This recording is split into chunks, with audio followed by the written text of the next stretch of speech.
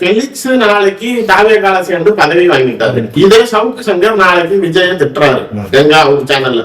ஆனா அவரை கூட்டிட்டு வந்து இவர் கட்சியில சேர்ந்ததுக்கு அப்புறம் எனக்கு அந்த சேனலுக்கு சம்பளம் இல்ல மகள்கிட்ட கொடுத்துட்டாங்கிறாரு. அதாவது அந்த கட்சியோட லட்சணம் என்னன்னு சொல்றேன். இது வேற ஏதாவது கட்சியில நடக்குமா? மகள்கிட்ட கொடுத்துட்டா ரெட்பிக்ஸ்க்கு எனக்கு சம்பளம் இல்லைன்னு சொல்றவரு. ஆனா அதே சேனல்ல நாளைக்கு சவுக்க கூட்டிட்டு எப்படி உன் தலைவரை திட்டவனை கூட்டிட்டு வந்து நீ நாளைக்கு அவங்க உரிமை வாங்கி தரதுக்காக முயற்சி செய்யற. உங்களுக்குள்ள நட்பு தான். ஆனா நீங்க அரசியல் இதை கேட்க மாட்டாங்க தகுதி பயில. மற்றதுக்கெல்லாம் வந்து கத்துறான்ல, வேண்டாம் அவன் அவ்வளவு திட்டுறான் என் தலைவனா நீ கூட்டிட்டு வந்து அவன் சேனல்ல இருக்கியான்னு கேட்க மாட்டான். இவங்களுக்கு என்னன்னா அவன் ஆளு தப்பியா பண்ணாலும் அவன் வாழ்க எதிராளிகளும் நம்மளை கேள்வி கேட்டா அவன் ஒழிக அப்படிங்கிறதுனாலதான் இந்த விவரம் தெரியாம இந்த உண்மையான ரியாலிட்டியை புரிஞ்சுக்காம இவங்க ஏன்டா அப்படி கண்மூடித்தனமா நடந்துக்கிறாங்கிறதுனாலதான் இவங்க எல்லாம் கண்புரிங்கிறாங்க தவிர அந்த ஒரு மெச்சூரிட்டி ஃபேக்டர் அந்த ஏஜ் ஆகணும்ல.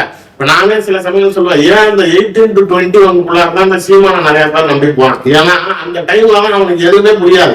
சீமான் பேசுறதெல்லாம் உண்மை போலான்னு நினைச்சுக்கிட்டு தான் அவன் பின்னாடி தலைவன் போறான். அந்த 21க்கு அப்புறம் அவனுக்கு கொஞ்சம் விவரம் புரிஞ்சாலும் வெளியில வந்துடுறான்.